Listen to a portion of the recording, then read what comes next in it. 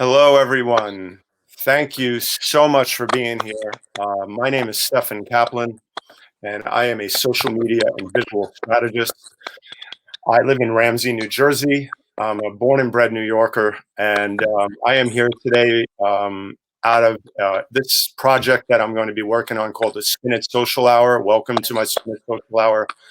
Is my first production of doing this, ever live streaming, full production.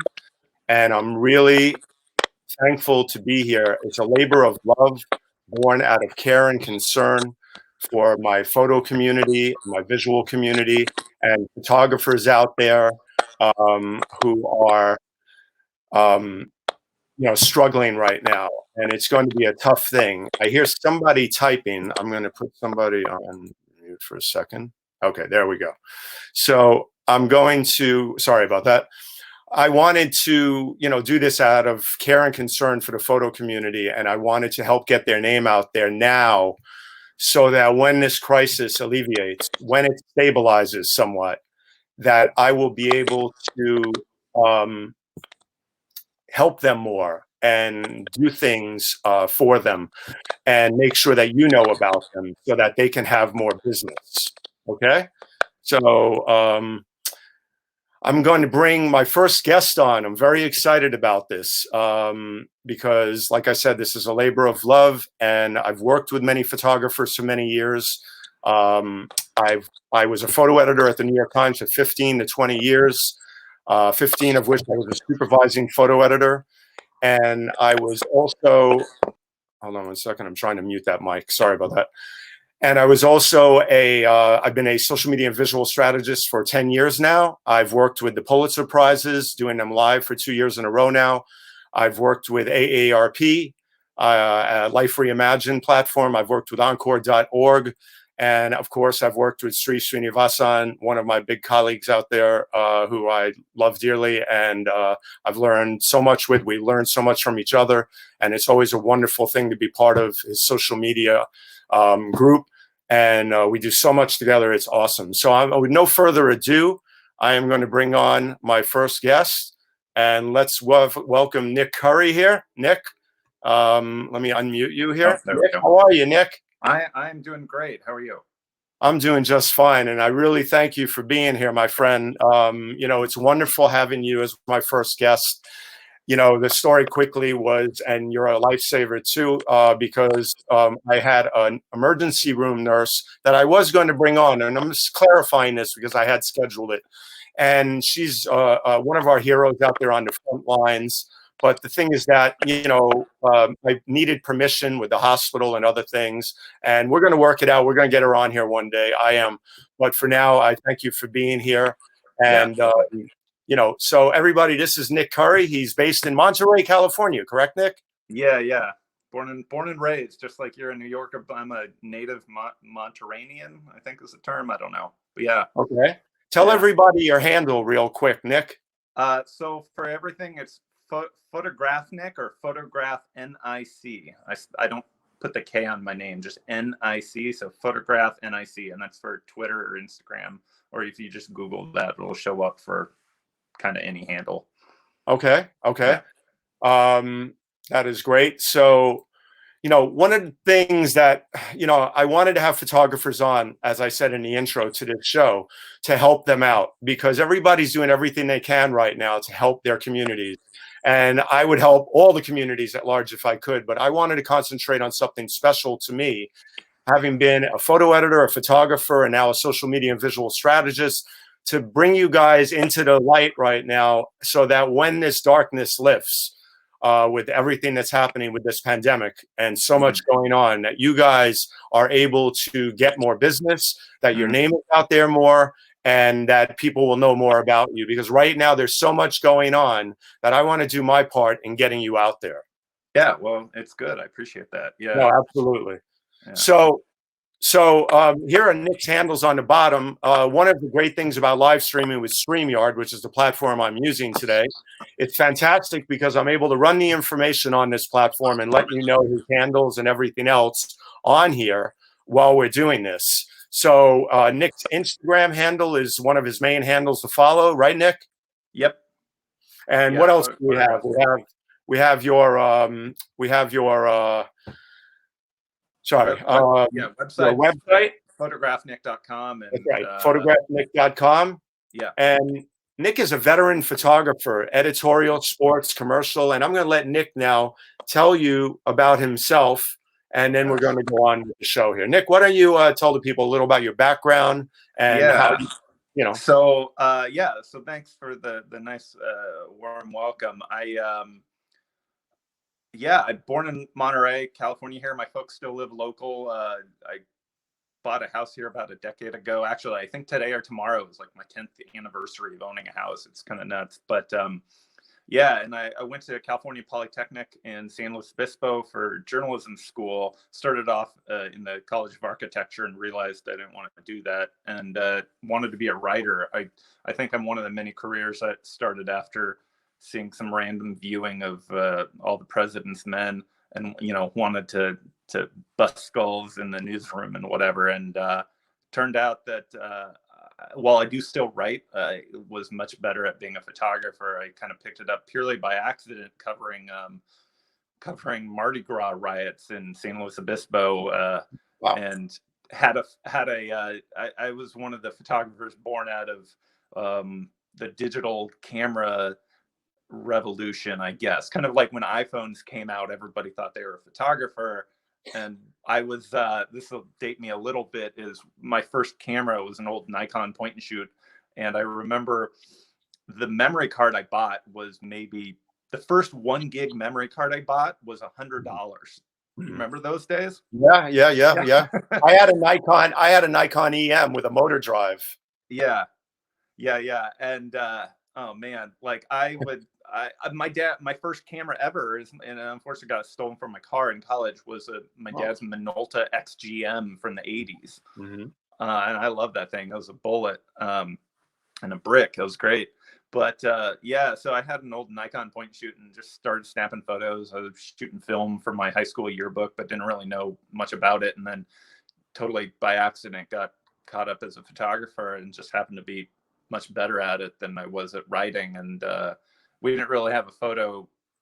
I kind of went a little backwards and self-taught because we didn't really have a photo department at our school for journalism. At least I didn't even know that was a job. And then when I got out of school, I was, with a journalism degree, I was applying for papers and I never did the internship circuit like people do. I see these folks working for the Times or, moving all over the country for an internship. And I think that's the proper way to do it, but I don't know. I got one internship at my hometown weekly newspaper, and then they ended up hiring me because I wanted somebody full time after that. And that was in 2007. And then I just actually left that job after 12 years on staff, and then built a pretty good freelance career, doing a lot of commercial food and wine. And they allowed me to freelance, fortunately. And I started shooting with the San Francisco Bureau of the Associated Press, and Steph Mullen and her team are fantastic and really helped me kind of learn to shoot news on a really tight deadline, and got in with the San Francisco Chronicle and the LA Times and shot some stuff with them over the years. We're in kind of California wine country here, so I did a lot of food and wine pictures. Yeah, you know what's interesting. So I was specifically I was a wire service photo editor, as you know, for the New York Times wire service for all those years. And the thing about working in the wire was I made so many friends and contacts around the world. And I remember seeing your work, other people's work, and stuff. And that's the beauty of working for the wire, is that we never handled one desk. It was every desk, and it was many papers. I mean, the Chronicle was a partner. All these other papers were partners. And so it's wonderful because I really know a lot about what you've done and other people have done. And, what's wonderful is let's bring a quick social media thing into here. This is about social media and visual. And we're going to talk about everything you've done. How wonderful is it that we got connected, via social. And on Twitter, actually. Do you remember Twitter. That? And then we became friends on Facebook and Instagram. And then last year, it was last year, you came to New York and we went Where do we go? We went to Eisenberg's because my friend, who's a portrait photographer, Bill Wadman in Brooklyn, who's a dear friend of mine. I asked him. I said, and he and I met up, and he actually shot the photo of me with the chicken that was the lead picture in the little bio thing. I love Bill, and we found this random chicken in Brooklyn and I have pet chickens for anybody who knows, and I'm obsessed with them. But yeah, he recommended Eisenberg's, which is by the Flatiron. I think it's directly across the street, actually.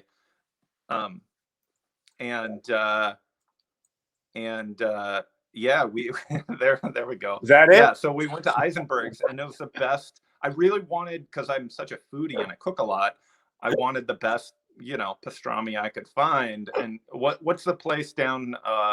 Cactus. Yeah, and I guess they're famous for was When Harry Met Sally or whatever. But the sandwiches are huge, and so when in Rome, you eat the proper food, and so I was looking for a good pastrami. That's right. And you can't get that out here. Same with a good bagel. You can't get a good Right. bagel in California.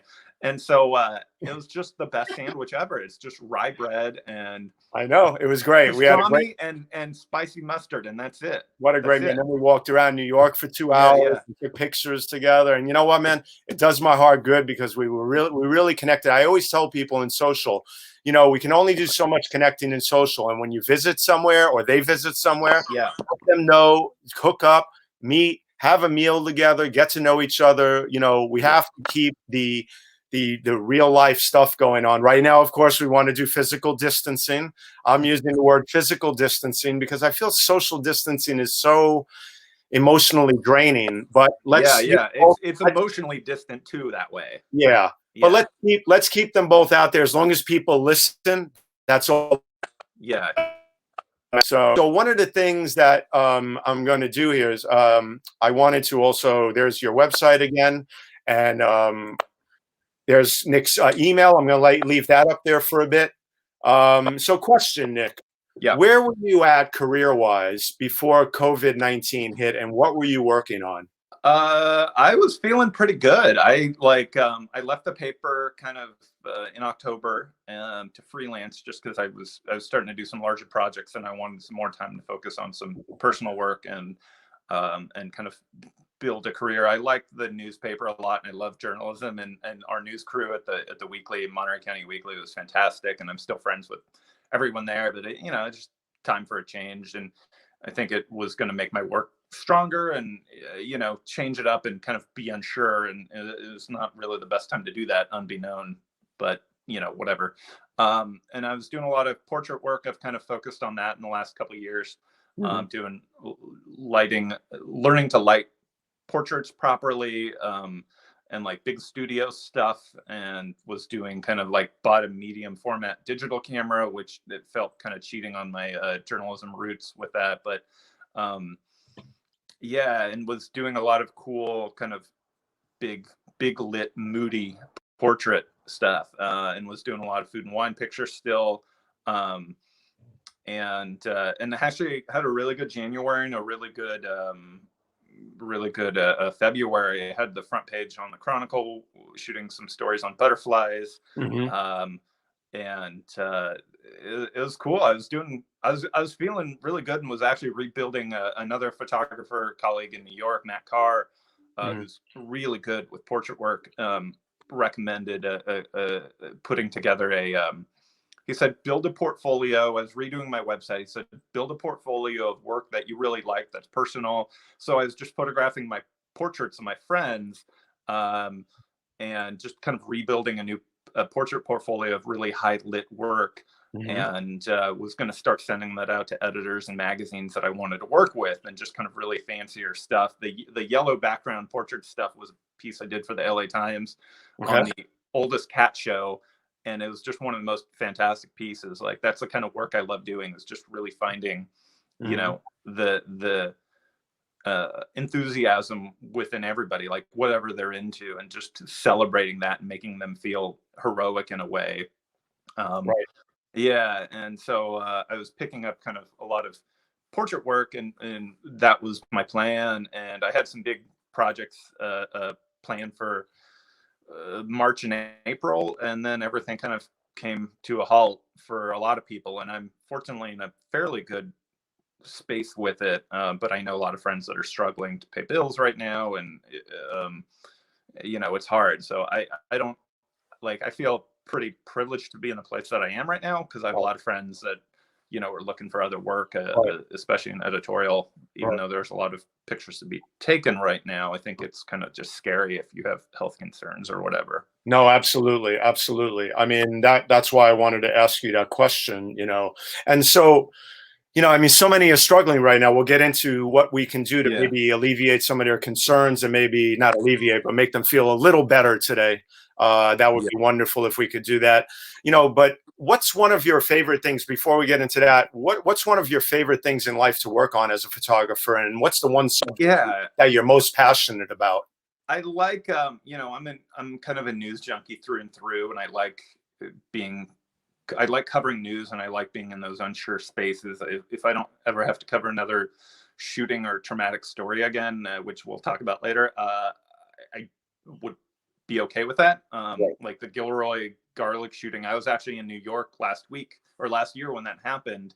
And like, my mom's from Gilroy. Like, that was a very personal story to me. But I would have been up there covering it because I was really kind of the closest person. It was about 40 minutes from my house, and the AP called me and other people called me, but I was, gone. But it's like, if I don't have to cover another mass shooting, I would be okay with that. Yeah. And they're awful. So, I can't. I like news, and I like small town community journalism, and I like really kind of weird small town stories like that. But what I've really been focusing on is kind of using the journalism storytelling roots to help kind of how can I put this, like make people feel like heroes, kind of boost people up based on the cool stuff they're into, like the cat show people. Like, they're this group of, it's the oldest cat show in the International Cat Association. Like, a bunch of old, the old kind of stereotypical cat ladies in a room. You know what? I'm going to keep talking. I'm going to find that. I have it.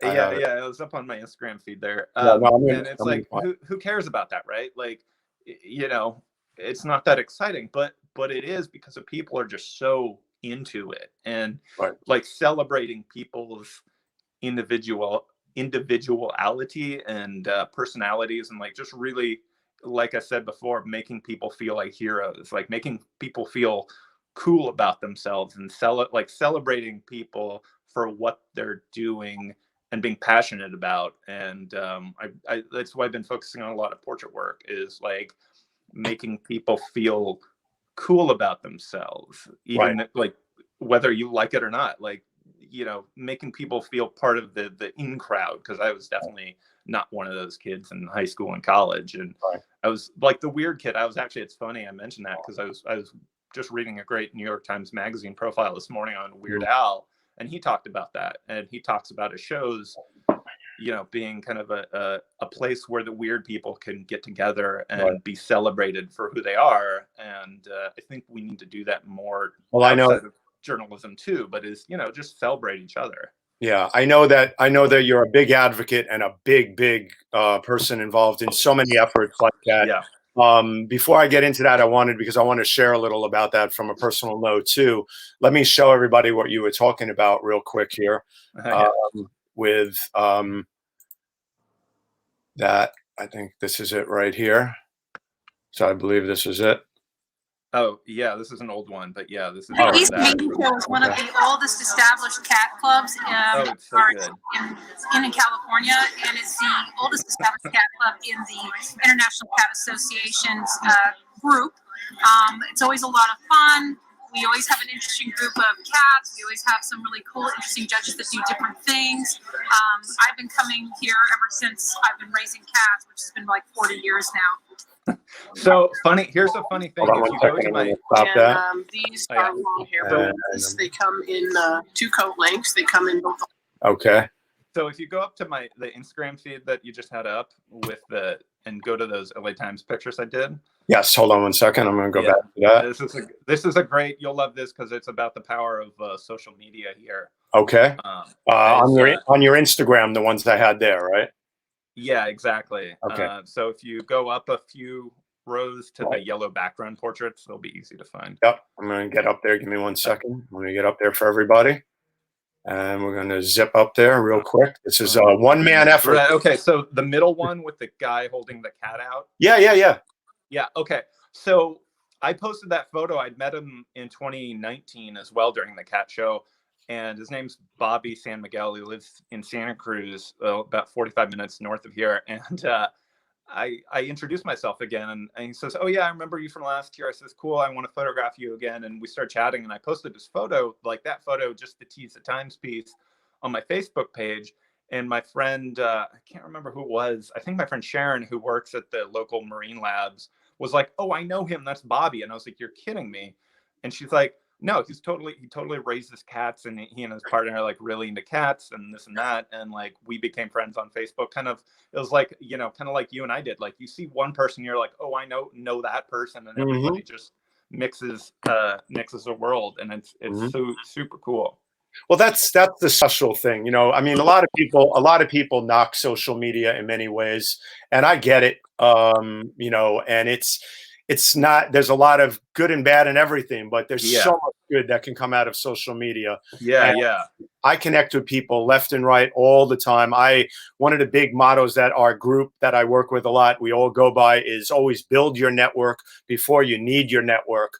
And, you know, it's really important to get to know people because, you know, we're all in this together. And if we can just help each other instead of pulling people down. Yeah. You know, And that's what I said, is like helping. And I get that from my folks. Are fantastic. And like, I get that concept from them, is like, you know, I had a friend, and we're all in the shelter in place thing right now. right. And she was in this little cabin, and it like she had a landslide, and like part of it took out part of the house, and she couldn't live there. And I sent her a note, and I said, "Hey, if you need a room, I know you're living by yourself right now. I trust you. If you want to move in, I have an extra room and a like way to get in that room, so you and I won't like touch and whatever, and like you can, no problem, like come on in." And she was like, "I appreciate that." She says, "Everyone else just said, 'How can I help?' And you said, 'Come on in. What, you know, here's if you need anything.'" And I, you know, I get that. It's the old kind of, I get the hospitality from my folks, like I said, Right. but I think it's kind of, you know, I think you see it a lot in European countries. Right. People just come on in, let me feed you. Yep. You know, hanging out. I'll never forget the time I went to Paris for the first time. Yeah. And I was in Montmartre, and I was at the top of the Église de Sacré-Cœur at the top. I'm not trying to show off. I went to a French school for 13 years. Yeah. I really do speak French. And then I was at the top there, and I was at this restaurant called La Mère Catherine that my mother had told me about, where she had this great dish. And oh my God, these families and people walked over because they saw me with my camera, and we started eating together. They just walked. We all just became one giant happy family in like 5 minutes.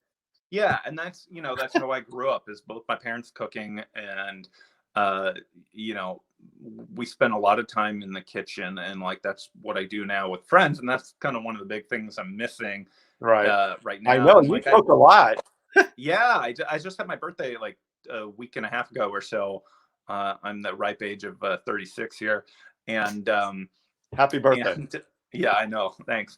And like that's all I usually do on my birthday is just have friends over and cook, and like we never leave the kitchen. And like, as I fan of saying, is like good food, good friends, good conversation, and you just bring people in. It's what's the adage of build a larger table, not a bigger wall, or whatever. Right. Yeah. Well, you know, the other great thing is my friend Neil Parrick, Three's producer for his read along on Sundays, NYT read along. Everybody should be following it on Sunday. Neil and I are big pizza guys. So Neil's gonna be really happy when he hears that, the fact that I know you make really good homemade pizzas. I do. It's perfected. And you document them really well too. If people can follow my personal Instagram feed, I'll allow them in. It's private, but Nic_likes_chickens. May I show that? Yeah, and so there's a lot of cooking. I bought a smoker recently, and I've been smoking salmon with my dad's recipe. I gotta go smoke and barbecue a pork belly later this afternoon. So yeah, we're just living the urban farmstead here. Hold on, I'm trying to find one of your creations lately. Hold on. Let's see here. There's all Nick's chickens. Nick's a chicken fan. And Yeah. How many chickens do you have, Nick? I have 6. We lost one the other night, but I have 6 chickens right now. I need to get Sorry more. about that. And you've got 2 beautiful cats too. I do. I have 2 wonderful long-haired black cats, and they're super cuddly and super great. So they're inside. They're the inside pets, and the chickens are the outside pets. That's one of Nick's good-looking homemade pizzas that he documents as well. Hey, but you got to photograph something when you're. I know. Well, that's, there's something great about a great photographer. There's not something great. It's great that a photographer like you can make food look so great, and we don't have to look at these cheesy photos of sandwiches and other things that even once in a while I post. But I've gotten better at food photography. When I did a lot of editing at the time on food, there were great photographers there, from Tony Senecola on down to Andrew Scrivani and other people that at the dining section, did a lot of great stuff. But let's move on here with a couple of things. And let me get to the other question I had lined up here. So we've talked about that. And so what's one of the most memorable, first of all, Nick, remind people once again your handle. Live? Photograph Nick. I like puns and jokes, so it's just a play off of photographic. Photograph Nick or photograph Nick.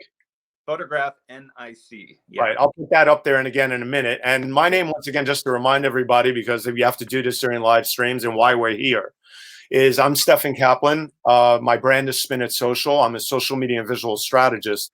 And the reason we are here today, folks, is to get the word out every week. Hopefully, I'm going to try for every week, to bring photographers on from around the world, to let you know about them, to meet them, to get to know them more personally, talk social media with them, talk visuals with them, talk life. And so that when this crisis that we're in right now, and we're all isolated and suffering economically, so many people from all over, that you know them better, you'll hire them, you'll consider them for work, and you'll share their work and help our photo community out. And that's why this is a labor of love. As I keep saying, I really just leave it at this: born out of care and concern from a photographer and social media and visual specialist here. So we're going to ask Nick, what's one of the most memorable moments for you as a photographer that always stays with you to this day? Yeah, there's good or bad. You can go either way, because I don't want to bring you down, but good or bad. Yeah, no, I'll mention 2 because I think they're kind of they've been important in kind of creating my work as a photographer, and kind of my, more so than that, kind of my attitude, which has changed over the years. And there's some cool stuff, like I've shot some NFL, and which is actually not really my sport. I'm a U.S. women's national soccer team fan, and cool sports like that, motorcycle racing and whatever. But I shot that presidential stuff and whatever, and yeah, it's cool. But I like the smaller town kind of weird assignments where it's just like me and the other person, and I don't like working in crowds. I'm kind of on my own a lot, working, especially now that I'm freelance, and I kind of like that a little better. I like working with reporters, but it's stuff like, there's a story I wrote, because I still write a lot. There's a story I wrote about this group of quilters about it's really in the south end of Monterey County, just in the middle of nowhere. And their concept of time traveled or distance traveled is they're an hour driving from any grocery store. And it was, just this group of ladies that quilt and make these fantastic pieces. And it was just in this tiny little barn in the middle of nowhere. And we started talking about backyard chickens. And it's like just those weird little connections with people that I like. Or there's a great story I worked on a couple of years ago. We have a Carmelite monastery of cloistered nuns in Carmel. Oh, wow. Near Big Sur. And I show up in jeans and a t-shirt and full tattooed sleeves, and I'm chatting with these cloistered nuns that are all buttoned up and, in their whole outfits. And Mother Teresita, who's a mother superior, and you know, she's been a nun there for 57 years, like nearly 60 years. It's crazy. And like, it's such an interesting thing. And, you know, I was raised Catholic, but I'm not Catholic at all. And she goes, "So are you Catholic?" within like 2 questions of chatting with her. And I said, no. And I, you know, I hate to break it to her that I'm queer, because she probably won't get along with that, but that's fine. And, and like, we're chatting, and there was this just kind of like, after a while, we started getting, you know, a good rapport going. And it's just about kind of getting on to somebody's level and finding a human connection with them. And Right. I says, "Well, what are you able to do from here for everybody?" And she goes, "We can pray for the world from wherever we are. Like, we can send that love to anybody from here." And I got, like, we had this kind of great connective moment for just like a split second. And it was great. Like, those little connections with people are what I remember, that really kind of make a difference. Or the 2 stories that, and I think that photo essay is on my website somewhere under photo stories, maybe, I can't remember. But you know, I like, there's a I like that photo a lot. You know, I saw this photo, and it's just so endearing because, you know, totally. God bless this old man. I mean, he's got a neck brace on. I don't know where this was. You'll tell us in a second. But Yeah, it's a marina. It's like maybe 4 miles from my house. And, you know, you see it in him that he has no give up in him. You know. No, and I love that. It's, you know, he reminds me of the guys that just sit in the cafe every single morning and have the same donut and cup of coffee, and I love it. I want to be one of those guys because I like a good donut. But yeah, I think, you know, the 2 specific stories I mentioned to people about, you know, that stick with me is one, and one of the photos was in my portfolio, was a number of years ago. This was on the tragic trauma stories. I had written a story about how people cope with trauma long term. And there's a really tragic car accident in 2016, I think, where a 19-year-old woman from UC Santa Cruz, a university, and her friends drove down to Big Sur for the weekend for spring break to go camping, and were, you know, driving recklessly, and there had been some potential drug use in the car and this and that, and they had crashed into oncoming traffic near Monterey and killed the 25-year-old driver, who they crashed into, and then killed one of her passengers as well on impact. And the kid was like about to get married, and, you know, and that's the mom right there. And I had a feeling, unfortunately, that this was the photo, so I wanted to find it. Yeah, and so I ended up meeting up with the family after that photo, which was shot during the arraignment of the girl. And I think I got something wrong in a caption, maybe, of I misidentified somebody. I think I said a family member was consoling her. And the person emailed me and said, "Hey, I'm in the family. Can you correct this? That's actually her husband." And I said, "Sure, no problem. Like, totally happy to do it. My apologies." And I reached out and I said, "Look, I'm sure this is really hard for you. How are you doing right now? Would she be willing to tell me her story?" And it's a simple thing about that. And it ended up being a 2-year story of how people cope with, you know, trauma and PTSD long term, and what that looks like, and coming out of it and healing from trauma, because it's so ingrained in a lot of people, and a lot of people suffer from trauma and hurt, and whatever, whether it be emotional or mental or physical hurt. And I remember there were some moments where it was just like they invited me into their home during, like, when they buried his ashes in the yard under a family tree. And there's these moments where it's just like me and her and their daughter Bella, and it was like the 3 of us just sitting in a room, and they would just bring me into their home and feed me.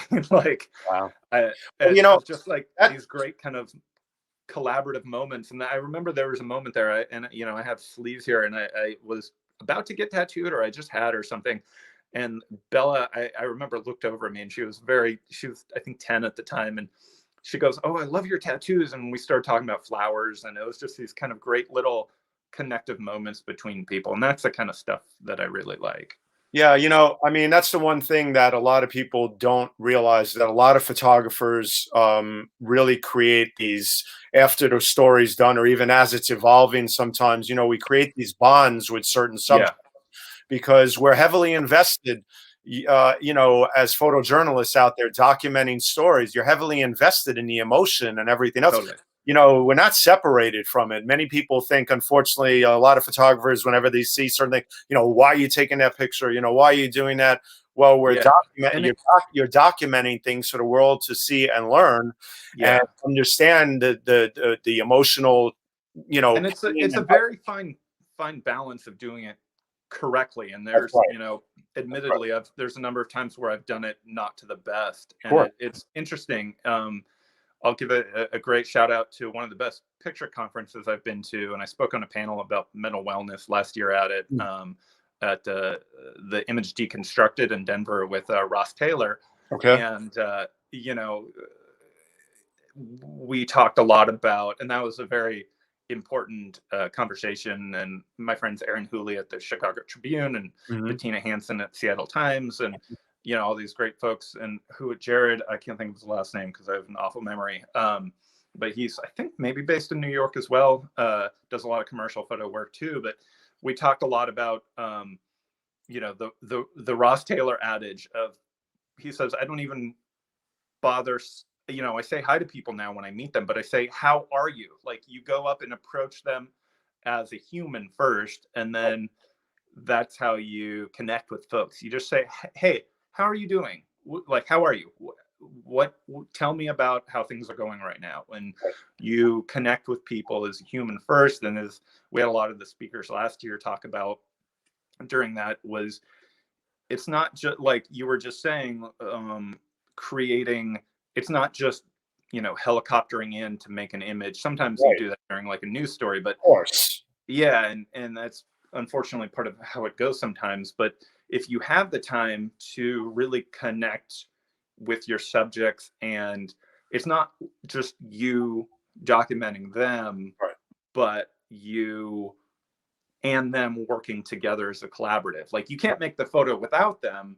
And to do it well, I think, and there's so many good photographers and photojournalists working right now that are doing a lot of cool stuff like that. I love, I just saw some great pictures in the New York Times from Annie Flanagan in New Orleans, who's doing all kinds of great portraits of people physically distancing in the city down there. And, there's a ton of great stuff where you work with your subject to create, those moments and tell the stories. And I think the work is always going to be better when you do that. Oh no, it's emotionally draining at times too. I mean, especially during a pandemic like this. A pandemic. Stephanie Keith, who works with Getty. I've been following Stephanie Keith's work. A big shout out to Stephanie Keith, who's doing some amazing work out there. Every day I look at her body of work, and it's just, look her up, Stephanie, and Keith, Keith. And what's that?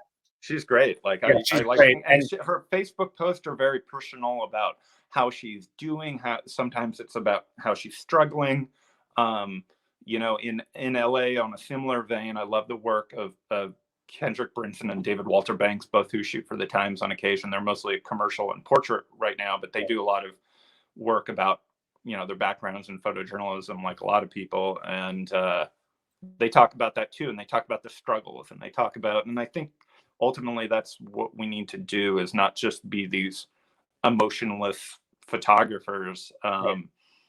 But there's Stephanie's Instagram page. It's Steffi, just so everybody knows, it's Steffi Keith right here, Steffi Keith, and she's a news and editorial photographer in New York City. I hope I'll be able to bring her on one day. But one of the photos that she took the other day that really caught my eye was this one of the pharmacist looking out from behind this plastic. We're now living in this time where, oh my God, I was in Trader Joe's the other day, and I had to stand there and look around, and I said, where are we right now? I mean, Yeah. I'm looking at cashiers that have plexiglass in front of them. I'm looking at people who are wiping down carts in the parking lot.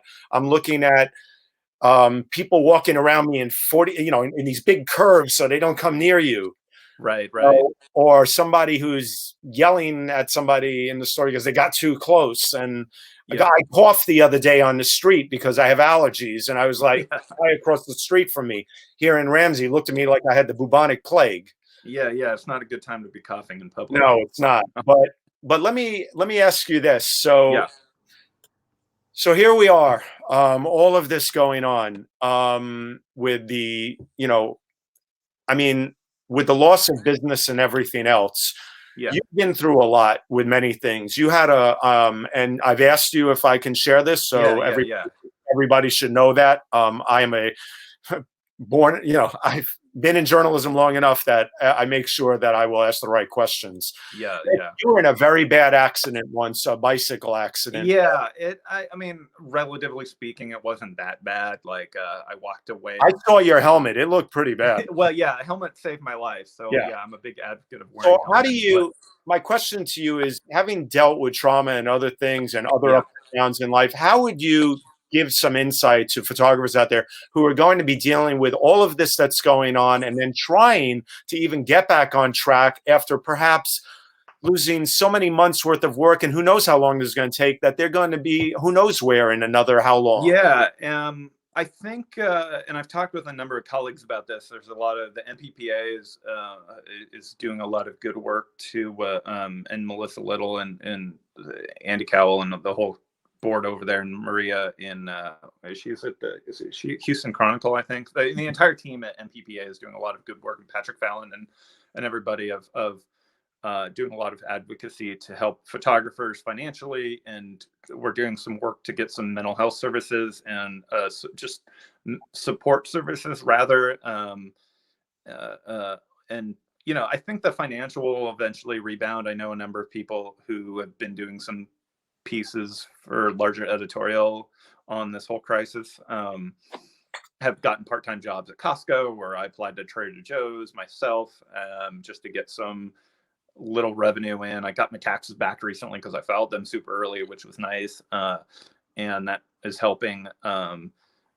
I think the financial will be okay with that. I think what kind of scares me a little more, especially on the younger photographer, younger photojournalist, who are doing some amazing photo work right now, is the kind of aftermath of coping with covering trauma. And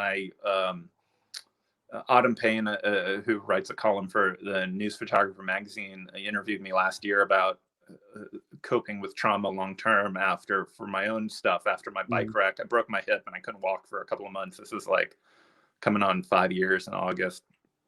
And I had some head trauma out of it. I was knocked unconscious for about half an hour, and I don't remember any of it. And there's a lot of, there's a lot of trauma that people deal with, and covering shootings or covering, death is really hard for a lot of folks. And one of the things I mentioned in the piece that Autumn profiled me about was coping with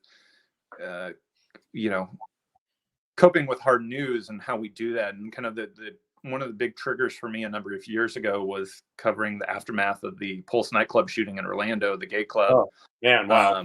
Yeah, and we had, like a lot of communities, we had our own memorial for them up here at a Universalist church, I think it was. And that to me was kind of the catalyst to want to do.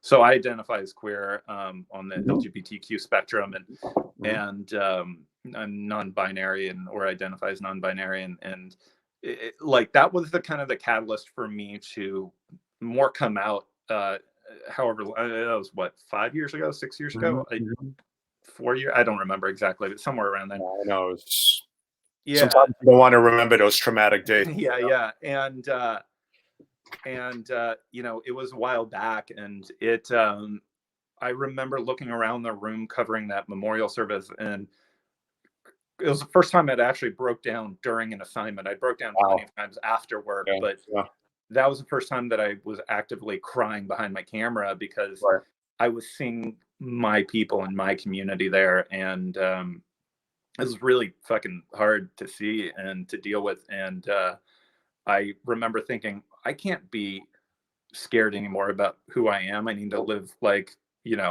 unafraid like and unabashedly me. And it's hard to do that because there's so many, if you're in a marginalized community, right. it's really hard to feel seen. And shoot, I'm even a privileged person as, a white male identifying person. And like, I have a lot of privilege and I have to be aware of that. Like, we need to give voices to the folks that are folks of color or women and listen to those stories, because those are the stories that are like, forget my story, I'm not that interesting, frankly, but like, listen to the stories from other marginalized groups that need to be heard. And I think there's going to be a lot of and so that and groups like, we had Geek Fest a couple of years ago that Melissa Little got going, we're in New Orleans for that, and there's a lot of talk about mental wellness. And Rich Glickstein, who I think used to be at Tampa Bay and does a lot of counseling and work now as in mental wellness and emotional, like that, him talking about taking care of yourself emotionally and mentally spurred me to go to therapy and find professional help. And I know it's helped a lot of other people. And I think a lot of it that we can do now is not just financial support, which is totally important, especially as, we got bills to pay, and that's a realistic part of life. But I think is just, and the thing we can do now, being physically distant from each other, is just checking in with your friends. Like, like message your friends in bigger cities. And I have conversations with friends of mine in New York and Boston and other areas that are being affected by this, in New Orleans, and just say, hey, can I send you $20 via Venmo? Can I order some food to your house? Like, can I call you? What do you need that I can support you with from a distance? It takes all things. When we were with our son in San Francisco a few years ago, it's just a quick little, one of the things I always teach them wherever we go is, even if we do takeout food, for example, we never leave stuff behind. I went walking around for 15 minutes that night looking to buy leftovers to somebody on the street. But just saying, always looking to help people. I mean, it doesn't take a lot, folks, to always do. That's why I don't have a lot of money to give away right now to certain folks. But one of the things that I figured I can do is step up to the plate by supporting my photo community, by bringing you guys on and getting you guys exposure and letting people connect with you real here, let you speak, let you tell your stories, so that when this crisis, like I said, hopefully subsides, that you guys have more exposure, and I love my photo. The little things is like, and I'm seeing it from friends of mine that are parents, like they'll write little cards to their neighbors and leave them, the kids will, write a thank you card. Like I smoked salmon the other day, and I give eggs to my neighbors, and like, I just leave care packages on people's doorsteps. And you get the good eggs because your chickens are laying. They're the best eggs ever. And so you just like give care packages to people and leave them on their front doorstep, and just call people and see, like, check in with your friends and say, hey, how are you doing today? I don't know if you're struggling with something, or how can I support you right now? Like, I do a lot of yoga, and I work at a great yoga studio in Monterey on the weekends. And that's something we talk about a lot, is the yoga practice is, the physical is nice out of it, but the emotional and the mental practice is what matters more, of like being at a good place with yourself and being in a place where you can emotionally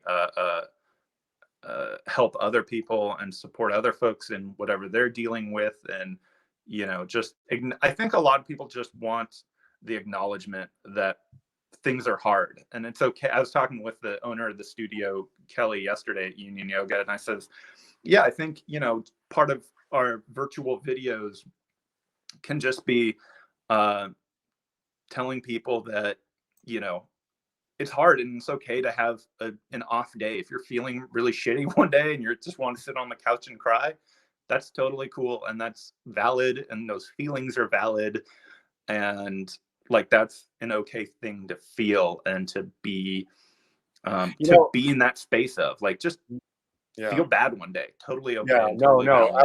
Absolutely. Also, when it comes to just work too, I mean, Yeah. right now, I mean, yeah, everybody's getting hammered, especially, from all different walks of life, that right now Yeah. we need to take moments for ourselves too, Totally. and sit back and breathe and take a walk, 6 feet apart, please. Yeah. Or more. I was Yeah. in a store the other day, and it struck me that they had set up the lines for carts that were 6 feet apart, but the Yeah. cart is so big that Yeah, exactly. it's not Costco's like enough. that. It's awful. So you've got to separate more, people, and Yeah. we've got to do this to save lives. So I'm going to say this. I haven't said it yet throughout the broadcast. Be safe, stay home, save lives, distance, and make sure that we do this for a while, because unless we do this, we're all going to be in this for a long haul, and a lot of people are going to die. Yeah. Yeah. This is not scary out there. that's made up, Yeah. There's no conspiracy theories here. So it's fact. So facts matter. So anyway, so Nic, let me ask you this. Thank you for sharing all of that, by the way. Yeah.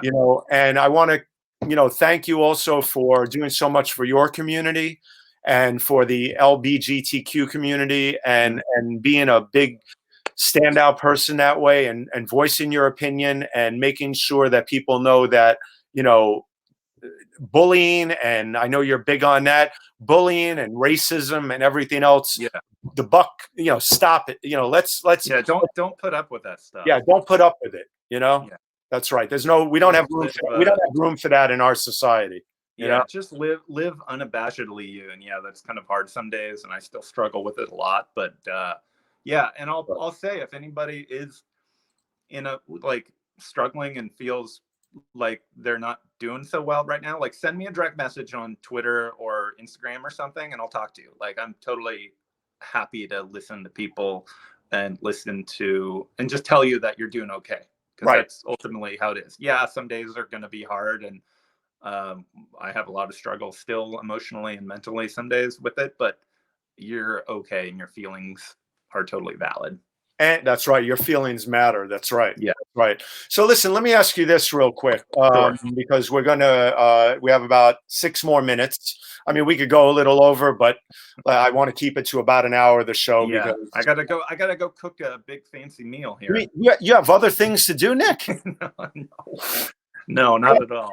I know you got, you got to go outside to get more eggs from the chicks, right? Exactly. I got to go hang out with the chickens. Actually, I've been FaceTiming with friends, and a quick fun social media shout out. Yeah. If you want the most ridiculous thing to watch, I started doing a series on YouTube called Nic's Chicks Chick Chat, where I do educational videos about my chickens, because it's one of the only things I can do from my house here. And so if you just Google Nic's Chicks on YouTube, it'll show up. It's ridiculous. Okay. So Nic, somebody has a question here. Mark Lee, I'm sorry guys if I messed up. Hold on. I'm sorry if I've messed up with the comments a bit, but I'll say this. I put this thing together in terms of producing it, drawing up the concept, making sure that everything was working right with StreamYard and everything else you've seen throughout the show. The hour here. It's not a show. It's my Spin It social hour to help the photo community. And I'm new at some of this stuff, especially the captioning part and stuff, getting it on screen. I'm one-man band here. Hopefully I'll have an assistant soon that may want to come on and help me. But for now, Mark Lee has this question, Nic. Is that an album cover on the side of your shoulder? And have you done a lot of photographic art for albums? And was talking to a jazz musician friend of mine, and they are of the opinion that LPs may be coming back, which will mean a new album. LPs never, vinyl never went away, man. I'm a huge jazz nerd and listen to a lot of jazz, and it's all on vinyl. It's way better. Have you ever shot a photo for an album cover back in the days? Not an album cover. I'm in some albums for smaller regional bands and stuff, and I've done a lot of work for a lot of musicians, a lot of headshots and jazz trios, and everybody needs photos for social media. Portraits are very universal, so I've done a lot of portrait work of bands and that kind of stuff. I was actually supposed to be photographing maybe tomorrow, and obviously it got canceled, but there's a guy locally, Mark, I can't think of his last name, but he helped create the score for the Lion King movie in the 90s, and he lives locally, and I was supposed to do some portrait work of him. So no, but I don't think vinyl's gone anywhere. I think it's making a comeback because it's just kind of big and cool, and I think people like the tangibility. It's such a hipster thing to talk about, but whatever. Okay, let's see if we can find another question here real quick. Yeah. So yeah, I'm down to do some band photography and album work. I've done some of it. Okay. Yeah, actually, a good friend of mine. I'm gonna say thank you here to Sri. Rocking it, Stephen Kaplan. Great to hear Nic Coury's story, Sri. You know how much that means to me. Thank you very much. Not a plug, just saying. And let's see what else we have. Mark Lee is a big fan already. You've got a big fan in Mark Lee, and cool. Appreciate it. So let's see here. What do we have here? Is my internet? Is it my internet that keeps slowing down the streaming? I don't know about what that's about, but thank you very much. That's a very nice thing. Kevin Crisco, who I met just online last week through Focus on the Story, a Facebook group that I was listening to, and then was brought on to let them know how much I appreciated these 4 photographers talking about how they're dealing with the pandemic. And it was an amazing conversation. Focus on the Story. Look them up. Really just great stuff. And I met Kevin online, and he's saying amazing humanity here. That's what I really appreciate. This is my goal, is to share the humanity of our photo community and everything else that they work on. So let me quickly say this. So we were down, and I wanted to throw in a few things about social media, because one of the things I want to do is talk a little about social media at the end here for 5 or 10 minutes. We'll go about 5 minutes over, 10 minutes over. I want to talk about social media. And so as a social media and visual consultant, and my brand being Spin It Social, how do you feel that social media has helped your career? And what do you think you could do more and do better with? Just briefly. Yeah, I think I definitely could do better at, because I think I'm on that edge of like, the cusp of a past generation of, like, I started shooting pictures in the film days, in the late film days, and came through that world. And like, I was on Facebook when it first started, when it was only for college students, and way before Instagram and iPhones and all that. Now everybody's got everything. So I definitely could up my social media presence a lot. I just kind of revamped my LinkedIn profile. And but I think it's just a connection. And especially now, like, everybody's some people are complaining about not being able to go out and see their friends. I'm like, you literally have the entire access to the world at your fingertips in your phone. Like, that's kind of amazing. Like, connect with your friends through that, and loved ones. And I mean, that's how you and I met, was on Twitter, because I posted a video that I shot that's on the page there, that's up on my my late friend Ed Leeper, who's an artist, and I posted a photo essay about it on our newspaper's website a while back when he passed. And I think you said something like, nice tribute to a friend, or something like that, and then we connected from there on out. And my buddy Bill in Brooklyn, who shot the photo of me with the chicken, I met up with him because my friend Jay Westcott, who I met also for the first time in person during the New York trip, Bill was coming out to Monterey to shoot a photo at the aquarium, and was like, put out a thing on Facebook looking for recommendations for assistants. And Jay was like, oh, my buddy Nick lives in Monterey, you should look him up. And then we connected and became friends. And like, it's just connecting with people. And there's one of my I have to show. Hold on a second, because let me blow this up a little more here. Let me show this beautiful. Oh my God! That was my holiday card last year. Our son and myself, we adore this picture, and it's just so sweet. What an amazing, unusual bird. Yeah, it's a for all the chicken people out there, it's a golden silky bantam. Waffles is no longer with us. She got cancer, and I had to put her down. I forgot. I'm sorry. Yeah, it's okay. She was Oh. a great tiny little bird with a lot of Oh, I attitude. fell in love with her the minute I saw her. She's so sweet. Oh, the best. Yeah. So Oh my God. that's the kind of stuff I'm actually working on, stuff like that at home right now. It's just like Good. working better at like I got all Well, this lighting equipment in the mail like a week before the pandemic whole mess right. started. And like I just have this whole home studio right now with nothing to do. So I'm photographing stuff around the house, like all the food Well, I'm you know, making, the vegetables in the garden.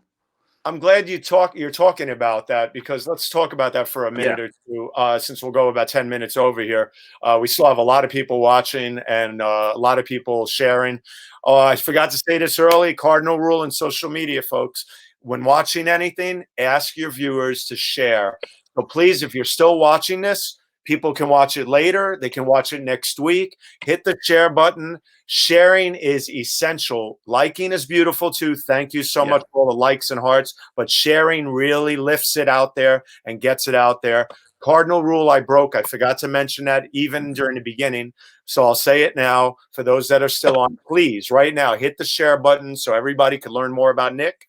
And they'll know about this discussion that I'm creating every week with a different photographer. And so let me say this, Nic, it's interesting. You brought up that point about doing stuff right now during this crisis where we're at home. Oh my God, some people, including myself, have been going a bit stir crazy. Yeah. I'm not in the city, and I'm kind of a little, it's the first time I've been more comfortable totally being up in the burbs and not being in my own city, because I'm a born and bred Greenwich Villager, New Yorker at heart. Yeah. It pains me when New York's going through this, just like in 9/11, even though I was in New York during 9/11. I lived in Jersey City, but I ended up being in the city a lot. Yeah. It pains me right now because I want to be in New York, but yet I kind of have to take a deep breath that, I feel for everybody, and I'm kind of like, it's a weird feeling. You know what I'm talking about. Yeah. I'm there with them heart and soul, and I also realize how hard it is because there's so much less room in New York in certain ways, Right. So anyway, what I wanted to ask you real quick before I went off on that little tangent, sorry about that, was that I was on that focus on the story group, and also one of my colleagues, Linda Bernstein, brought me on to talk to her class about 2 weeks ago to talk to them how to create stuff while they're stuck at home. Yeah. What would you advise anybody who's trying to create at home right now to kind of, they don't have chickens like you. No. What are some of the other things that they can do? I'm seeing it from a lot of people are doing, right. or at the same time, don't feel like you need to do anything. I saw a great thing that, this is not like a snow day. We're not just stuck inside for a week or or something. It's kind of a scary thing. So I would say first, if you don't do anything during this whole mess, that's totally okay. Like you shouldn't feel obligated to learn a language or come out with a new skill set or whatever.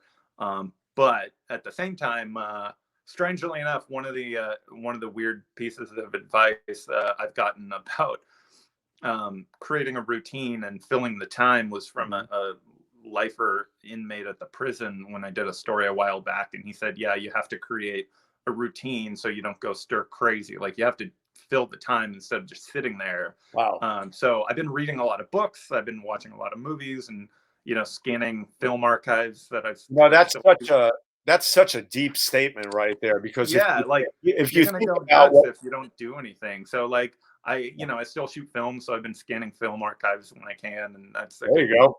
Waste of time. But Greg Kendall Ball, who's a photo editor and lives in just south of Reno, I think, up in the mountains in Nevada. He's a bread baker. I know a lot of people are cooking right now. Like document what's around you. Go for a walk and photograph. The same thing every day. There's a Nassif who's a photographer. I think he's in the Middle East somewhere. We became friends on Facebook a while back, but he has a series. There are these great haunting black and white pictures of the same tree on this walk and it's the same single tree. It's very waiting for Godot like, and it's just people walking by and bicycles going by, and it's just like it's a regular kind of body of work of one thing. Like go master, and that's one of the things I'm doing is like master like your lighting, so when you come back out of this, you're gonna be set to just like work on whatever. I'm cooking a ton right now, so like I'm going to start making my own cheese. I made barbecue sauce and mayonnaise the other day. Like, go photograph it and put together a series of pictures of. And I think CNN did a picture essay on, like, you know, food that people are baking in their free time right now or something, and Right. you know, just find something to kind of fill the time, or just go read a book. And you know, one of the other things I've been doing that I love is it's an old concept of like actually sitting down to listen to an album, whether it be on your iPad or iPod or a record or a CD. Like, I sit down with coffee or tea or a drink or something, and I'll put on a record, and it's easier with a tangible thing like a vinyl album, but just put it on, don't do anything else, just sit there and listen to it. Like people used to, don't put it on in the background, put your phone down, like just put it on and listen to it, and like let it kind of take over. And that's a fun way to listen to albums. You know, I mean, I'm up here in Ramsey, and you know, there's not a lot around compared to Manhattan, as I've been, you know, I documented the streets of New York for many years. Sure. But I've been walking around finding all these inspirational messages. The children up here are phenomenal. Yeah. And they're all going to their driveways and streets and writing all these messages of hope and love. Yeah, and it's you know cool. what? I walk down the street and I take pictures every day of this for about a half hour or more. Take a break, we'll get some air, and I love finding these. So what you're saying is there's messages and things everywhere to do, you know? Like spend some time, go for the same walk at the same time every single day and take one picture from that walk or something. Yeah. You do it all the time. We did it when we were in New York, was, you know, that's right. Just look up, or whatever your hashtags and stuff are. Yep. Just look up. Yeah. Yeah. You know, that's one of the things. You know, I took a break the other day, and I swear to God, this is something. I broke out. Our son wanted to learn how to rollerblade, so I got out roller skates, and I went did a little roller disco in the church parking lot over here. Right. Yeah, exactly. Like I had to let it out, man. It's like, I mean, we're indoors so much, you know. Yeah. You got to. I'm in a very lucky area to be in. Fortunately, our cases locally have been pretty low for now, knock on wood. But you know, I live walking distance from a handful of outdoor trails, and I can go jogging, and I can go down and see the ocean. You know? Like, I have the nice little urban farmstead here, so I'm in a pretty good spot with Monterey here, but which is very lucky. Well, listen, I know we're going to have to wrap up soon. So one more thing I want to say was, so a couple of other tips I have for you. And once again, my name is Stefan Kaplan. I'm a social media and visual strategist. Nic Coury is a phenomenal photographer here, and you can contact him below. You can follow him on Instagram right there. And here is his email. Hire him, get to know him more. But one of the things I wanted to say was, on your website, what I would recommend, one of the things is you should have your Instagram and LinkedIn buttons on there. Okay. That people connect with you better. And then the other thing is, I'd love personally, LinkedIn is such a powerful platform, and given that you do such incredible editorial and commercial work, there are a lot of big companies and CEOs and other things out there that should know about you. Because you do phenomenal portrait work and other stuff, and they should hire you. They should get to know you better. And I just wanted to say that about you again. I appreciate it. I wanted to throw those 2 tips out on top of a couple of other things I've thrown out there while we've been doing this. And finally, I wanted to simply share a couple of things here while you're still on. And I wanted to go here to, to my screen here for a second, and I wanted to quickly mention something. I want people to remember 2 things while we're going through all this. Can you see this picture here? Yep. I wanted to show everybody. So I want everybody to keep loving their hearts, and I want everybody to keep loving their hearts for everybody else too. And please make sure you maintain the social distancing, the physical distancing, whatever you want to call it. Please do that. And also, one important reminder too, please, I did these photos down our blocks here at different times in my life. Be kinder than necessary to everybody, because this is a really rough time, and I want everybody to think about that. And one final thing I want to say here before I play a video on our way out is I want to mention this. This is a diner in the West Village where I lived for many years. Yeah. This is my man Gus. Him and his crew there, they run a diner called La Bonbonnière, Bonniere, La Bonbonnière, and it's in the West Village on Hudson Street. If you're ever near there, when this is alleviating and we're rising up again, please go visit them. Find them on a GoFundMe page somebody created. I'll find the link and put it in the comments.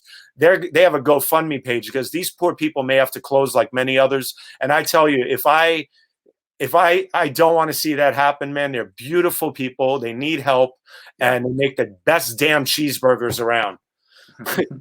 And anyway, we're going to get out of here in a minute, but while you're still on, I wanted to play this because I wanted to give a salute to the first responders out there and everybody else. And they're doing phenomenal and everybody else around the world, Italy, everywhere, whoever's dealing with this and suffered so much from this already.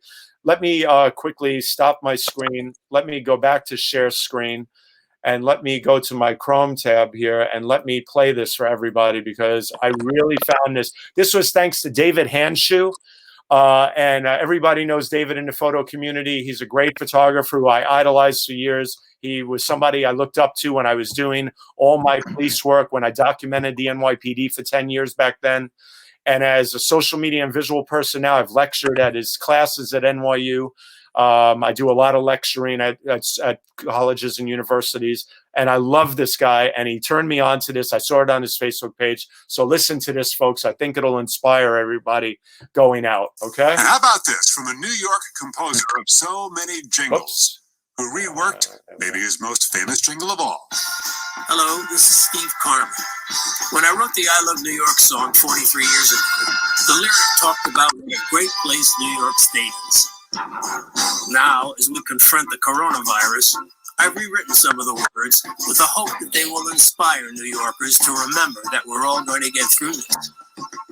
In normal times, I would ask some fabulous singers to come to a recording studio, but obviously I can't do that now. So please accept this reading as a substitute. Whenever we face a crisis, New Yorkers find a way. When everyone works together, new heroes every day. New York is family. You know, nothing beats family. And we'll win this fight together, because we're New York. That's why. I like it. May God bless our hospital heroes and first responders. Cool. Man, I tell you, I'm not going to start. I hear that song, and I'm going to end it on this because we've been through one horrible moment in New York during 9/11. When 9/11 happened, and I was across the river when that happened, and I photographed the collapse of the towers. And now this, I remember standing on 6th Avenue, 8th Street and 6th Avenue, my old neighborhood where I was born and raised on Greenwich Village, right near Washington Square. My heart still is always there. And I remember standing there and saluting the cars and the ambulances and the things that were coming up 6th Avenue going to bring the bodies from there. And I hear this song, and it just breaks my heart that New York's suffering again, that Italy's suffering, that everywhere around the world is suffering.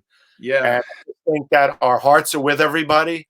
And I just wanted to end the show on the note of that New York song because, man, that is what New York's all about. And everybody will rise over this, and we'll all get out of this. Yeah, we'll be okay. Yep. But please, I'm really glad. Nic, thank you so much for coming on. Appreciate it. I hope this helps getting your name out there and sharing your work and having this wonderful discussion about survival and our emotions and wishing everybody well out there. So my friend, I wish you well. Thank you very much. Photograph Nic one more time. Hold on. I want everybody to make sure they know. Right here, photograph Nic. Find him, hire him, and get to know him better, folks. Stephen Kaplan, the Spin It Social Hour will be back next week, by the way. I'm bringing on a photographer from India, Ranita Roy, who I was introduced to from Estras Suarez, who's a Pulitzer Prize winning photographer who used to be with the Globe. Festras is a very dear friend of mine, and he introduced me to Renita. And just like you, Nick, when she came to New York last year, I met up with her. I was not going to meet her. She's been a rising person in the field. She was in the Lens blog. David Gonzalez and James Estrin put her in the Lens blog. Amazing young woman who's doing great work and now back in India, and she needs help, and I'm going to bring her on, and I want everybody to learn about her next. And there's going to be many other photographers I'm going to bring on. Justin Burl, who works in Pittsburgh. Oh, yep, I know Justin. His business has been shut down. All the games are shut down. He does the Pirates, the Steelers, the Penguins, all his concerts. Everything's been shut down. I think he's a Mets fan, true and true, though. Like, I know, but what are you going to don't start any rivalries here. This is about love and compassion. Yeah. But I'm just joking. But we're going to bring all these people. I'm going to bring all these people on, and I'm going to continue with this, and we're going to make strides together. And I love you all, and thank you very much. Thank you. All right, we're out of here, okay? All right, take care. Bye, everybody.